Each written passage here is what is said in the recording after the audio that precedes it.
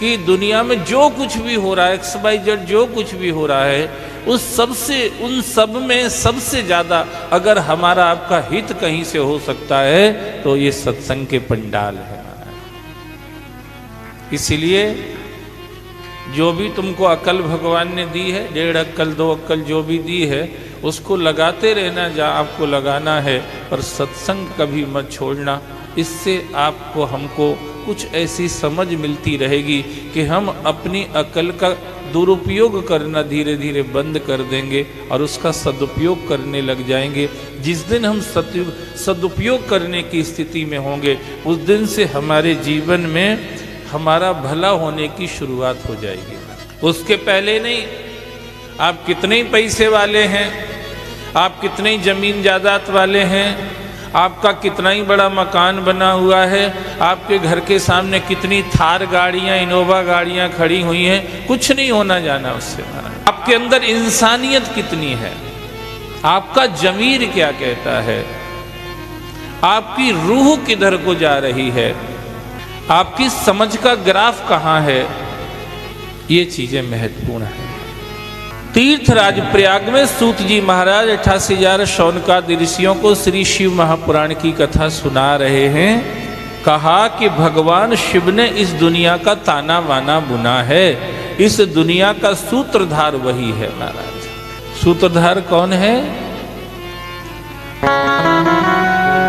जाने तमीशं विश्वस्य जगतो योन बीज शक्ते शिवस्य चा परम यत्तद् ब्रह्म निरंतरम। शिव पुराण कहता है भोलेनाथ ही इस संसार के जन्मदाता है। बीज भी वही है, योनि भी वही है। इसलिए आप शिव मंदिर में देखेंगे तो जो पीठ होती है वो योनि की आकृति की होती है, उसमें स्थित होता है शिवलिंग। वही माता है, वही पिता है, उनसे भिन्न कोई नहीं है इस संसार में जिसने कुछ किया हो। महाराज इस संसार के सर्वे सर्वा कर्ता धर्ता सर्वेश्वर विश्वेश्वर महेश्वर महादेव है। ध्यान रखिए, हमारी आपकी जिंदगी उन्हीं के हाथ में है। उनके बताए हुए रास्ते से हम चलेंगे तो उनका अनुग्रह हमारे साथ रहेगा, उनकी कृपा की छत्र छाया में हम लोग बने रहेंगे। और जिस जीवन को लोग बड़ी मुश्किल से जी पा रहे हैं, कलयुग होते हुए भी ये जिंदगी जीना हमारे लिए बहुत आसान होगा।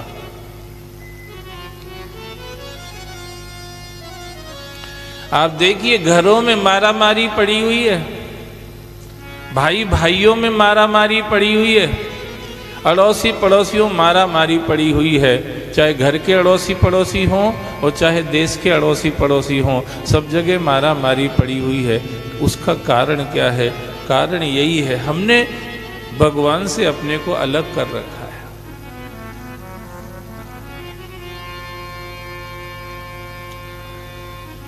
सूत जी महाराज कह रहे शौनकादि ऋषियों, ऐसी स्थिति एक बार बनी थी, 6 कुल के ऋषि इकट्ठे हुए तीर्थराज प्रयाग में, और उनमें आपस में चर्चा होने लगी कि इस संसार में सबसे बड़ा कौन है, सबसे बड़ा। तो कोई तो वो 6 में से ही बोलने लगा कि हम ही सबसे बड़े हैं, हम सबसे बड़े। हर आदमी अपने आप को कहीं ना कहीं सुपर स्टार समझता है। हर आदमी अपने आप को किसी ना किसी अपने अंदर ही बना लेता कुछ कि मैं सुपर स्टार हूं। अब 6 कुल के ऋषि में ही कुछ कहने लगे हम ही सबसे बड़े, हम ही सबसे। अब ऐसा कह दो कि तुम बड़े हो तो चल जाएगा, और तुमने कहा मैं बड़ा हूं तो बाकी लोगों को आग लगना ही है। फिर सही है कि नहीं? ये कह दो भैया तुम बड़े साहब, हम तो बहुत छोटे आदमी हैं, आपके सामने हम तो कुछ भी नहीं, आप तो आप ही हैं साहब। फिर देखो very good, thank you so much. और आपने कहीं किसी के सामने बैठ के कह दिया मैं बड़ा हूं, तो जितने में बैठे उनको सबको आग लग जाएगी। हर आदमी अपने आप को ही बड़ा रखना चाहता है, किसी दूसरे को वो एक्सेप्ट नहीं करना चाहता, किसी दूसरे की बड़ाई बड़प्पन उसको स्वीकार नहीं है, स्वयं ही बड़ा रहना चाहता है। ये बहुत बड़ा दुर्गुण है महाराज, ये बहुत बड़ा दुर्गुण है।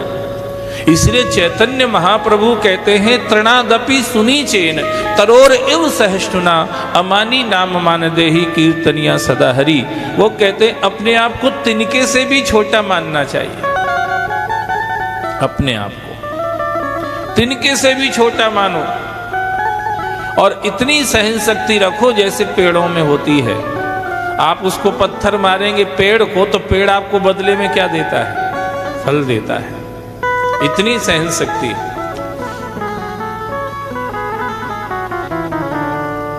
अभी मैं इधर कथा कर रहा था राजस्थान में, कोटा जिले, वहां ब्रह्म कुमारी की कुछ बहनें आई और उन्होंने एक हमको वो दिया, फोटो दिया, एक फोटो, उसमें सेंटेंस लिखा हुआ था, जो जितना ज्यादा सहनशील होता है वही उतना बड़ा सहनशाह होता है, ऐसा लिखा, ऐसा लिखा था। तो मुझे स्मरण में आया कि एक बार 88,000 ऋषियों ने ब्रह्मा विष्णु महेश तीनों में श्रेष्ठ कौन है ये परीक्षा करने के लिए भृगु ऋषि को नियुक्त किया। भृगु ऋषि गए, कागज पेन हाथ में लिए थे, डायरी पेन हाथ में लिए थे। सबसे पहले वो चले गए ब्रह्मा जी के पास में, क्योंकि ब्रह्मा जी के मानस पुत्र भी हैं भृगु ऋषि। मरीचि अत्रि अंगरसो पुलस्तः पुलहा क्रतु भृगुर वशिष्ठ दक्षस दशमस अस्तत्र नारदः। ये 10 जो मानस पुत्र हैं ब्रह्मा जी के, इसमें एक भृगु ऋषि भी हैं। तो भृगु ऋषि ने कहा कि पिताजी से, सोचा पिताजी से ही शुरुआत करें। तो ब्रह्मा जी के पास गए, सिर्फ उन्होंने ब्रह्मा जी को प्रणाम ही नहीं किया, बस इतने से ही ब्रह्मा जी को आग लग गई। महाराज अगर आज का बाप हो और बेटे से अपेक्षा करे कि ये प्रणाम कर ले, तो बाप को मरना पड़ेगा, प्रणाम तो बेटा नहीं करेगा। महाराज आप इतने बाप बैठे हुए हैं, आप बताइए सुबह उठ के किसका बेटा प्रणाम करता है? बहुत सारे बाप बैठे यहाँ पटवारी के पीछे पड़े कि माँ मोड़ा के नाम पे कर दो सब जमीन, अब हम मरवे ही वाले हैं। महाराज अरे मोड़ा के नाम पे तुम जमीन काहे को कर रहे भैया? वो तो तुम्हें प्रणाम करने के लिए तैयार नहीं है यार। कुछ परमात्मा के लिए कर लो जो तुम्हारे काम आएगा। मोड़ा मोड़ी के नाम पे तुम कितना करके भी चले जाओगे तो वो तो वहीं रह जाएगा, वो तुम्हारे धर्म के अकाउंट में नहीं शामिल होगा, वो तुम्हारे कल्याण के अकाउंट में शामिल नहीं होगा, वो वहीं पड़ा रह जाएगा। महाराज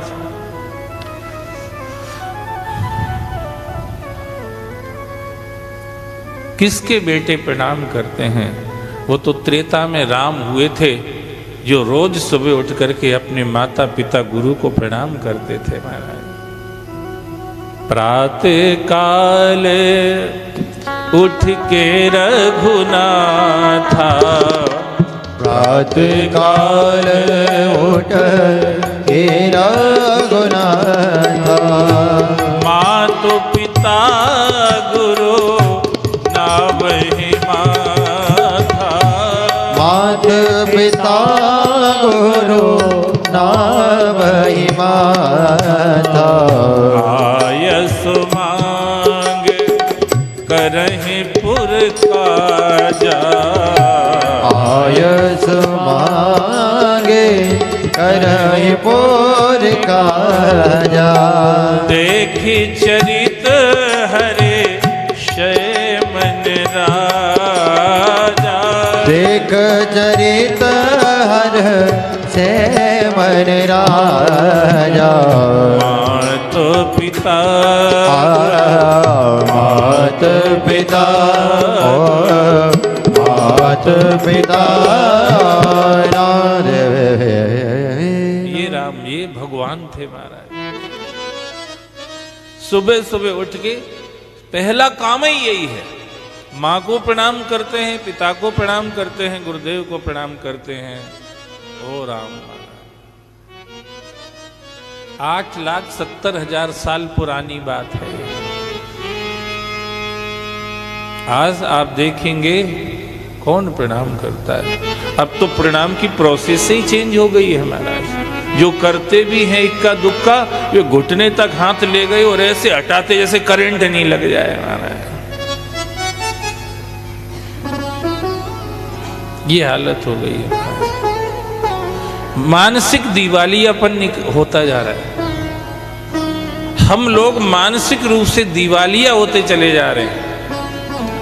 बाहर खूब दिवाली मना रहे हैं, पर मानसिक रूप से हमारा दिवाला निकलता चला जा रहा है। ये हमारी क्रियाओं में हम सबको दिखाई देता है, क्योंकि आदमी अंदर से जैसा रहता है उसको छिपा नहीं सकता। वो कहीं ना कहीं उसकी क्रिया में प्रकट होके ही रहेगा महाराज। कोशिश करता है, चतुराई चालाकी का यूज करता है अपने असलियत को छिपाने के लिए, पर कहीं ना कहीं क्रिया में वो प्रकट हो ही जाती है महाराज।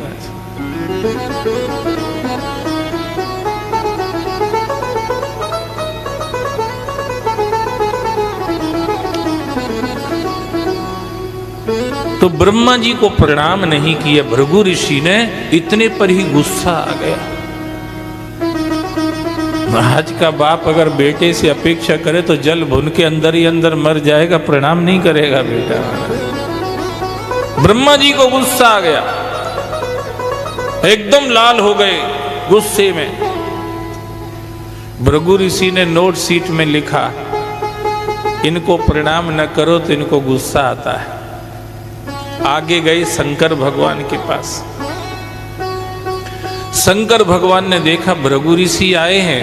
भृगु ऋषि मतलब मेरे भाई हैं, भगवान सिर्फ सोचते हैं, क्योंकि ब्रह्मा जी के मस्तिष्क से ही शंकर भगवान का प्राकट हुआ। इस ब्रह्मांड की दृष्टि से बात कर रहा हूं। और ब्रह्मा जी से ही भृगु ऋषि का जन्म हुआ। पहले शिव जी प्रकट हुए, फिर भृगु ऋषि हुए। तो शिव जी को ये लगा कि मेरा छोटा भाई आया है, मैं उठ कर के गले लगा लूं, ऐसा मन में आया। शंकर भगवान हाथ फैला के भृगु ऋषि से चिपटने के लिए दौड़े। भृगु ऋषि पीछे हट गए, बोले हम तुमसे नहीं मिलेंगे। क्यों? बोले पता नहीं कौन से मुर्दा की राख तुम लगा के खड़े हो गए, तुम्हारा का जो भरोसा थोड़े ही माना। कहाँ के मुर्दा की राख तुमने लगा रखी होगी, हम तो नहीं तुमसे मिलेंगे। और शंकर भगवान ने त्रिशूल उठा लिया महाराज। इतना भयंकर गुस्सा आ गया, त्रिशूल उठा। भृगु ऋषि को मारने के लिए दौड़े। पार्वती ने हाथ पकड़ा, क्या कर रहे हो यार? दुनिया क्या कहेगी, भाई ने भाई को मार दिया। ये तो असुरों में हो सकता है, आप तो आप देव नहीं महादेव हैं। भाई भाई को मार दे, असुरों में हो सकता है, देव संस्कृति में कैसे होगा? मैं आपसे निवेदन करूं, मैं कथा को उस ढंग से कहने की कोशिश कर रहा हूं। जो लोग प्रबुद्ध जन यहां बैठे, उनको लगना चाहिए यार कथा का मतलब क्या होता है।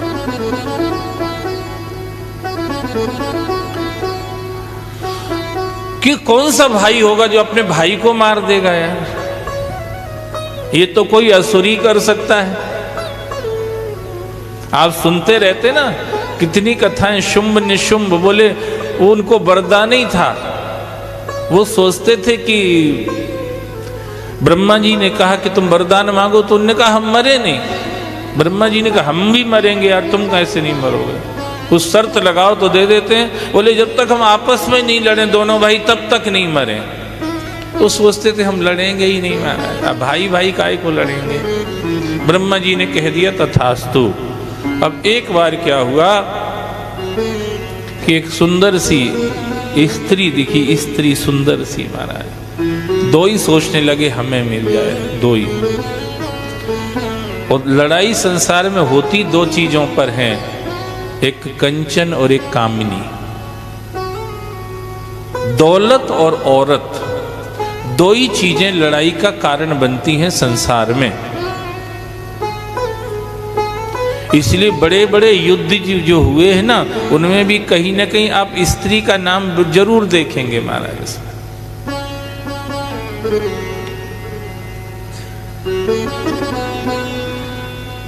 हमें मिल जाए इस चक्कर में दोनों भाई एक दूसरे से लड़ने लगे, भिड़ने लगे। और ब्रह्मा जी का जो वरदान था कि जब तुम आपस में लड़ोगे तभी मरोगे, नहीं तो नहीं मरोगे, परिणाम ये हुआ कि दोनों आपस में लड़ के ही मर गए महाराज। कई लोग चिंता कर रहे हैं कि मुसलमान ये जितने क्रूर स्वभाव के होते चले जा रहे हैं, पूरे संसार में लोगों को रहना मुश्किल कर दिया है। अगर इसी तरह से बढ़ते चले जाएंगे तो दुनिया तो नष्ट हो जाएगी। पर भविष्य पुराण में भविष्यवाणी लिखी हुई है कि ये पैदा तो होंगे, इनका नाम मुसलमान होगा, ये सब पैशाचिक प्रवृत्ति के होंगे, बढ़ते चले जाएंगे, बढ़ते चले जाएंगे, संसार को कष्ट देते जाएंगे, संकट में डालते चले जाएंगे। भविष्य पुराण ये कह रहा है कि ये स्थिति बनेगी संसार में, पर एक दिन ऐसा आएगा कि आपस में ही लड़ने लग जाएंगे और आपस में लड़ के समाप्त हो जाएंगे।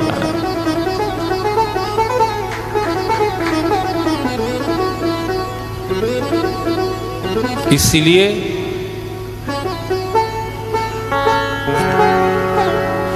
इससे एक संदेश मिलता है। बात अपनी जगह, कथा अपनी, संदेश मिलता है। जिन लोगों का जीवन धर्म से विपरीत होता है, उन लोगों को मारने की जरूरत नहीं पड़ती, वो अपने कर्म से ही मर जाते हैं। इसलिए एक दोहा आपने सुना होगा, राम न मारे काहुए सबके दाता राम, अपने से ही मर जाते हैं कर कर खोटे काम। राम न मारे काहुए, भगवान नहीं मारते किसी को, अपने अपने कर्म से ही। कर्मणः जायते जंतु कर्मणैव विलीयते, सुखम दुखम भयम क्षयमम कर्मणैवाभिपद्यते। चौपाई भी रामायण की कहती है, कर्म प्रधान विश्व कर राखा, और जो जस करहि सो तस फल चाखा। कर्म से